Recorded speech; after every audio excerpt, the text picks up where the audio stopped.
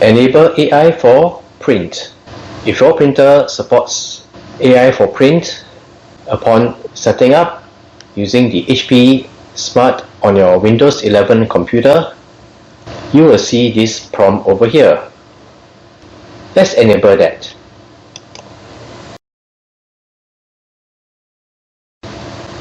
Let's agree.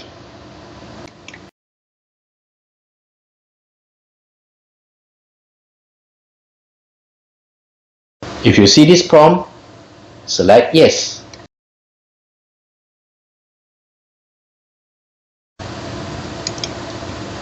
Let's restart browsers.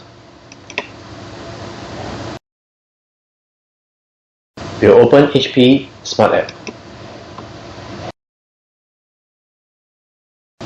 Now, if you are to go to your browser, you can see that the HP AI for Print is installed. So this is how you enable HP AI for Print using your HP Smart App for your printer.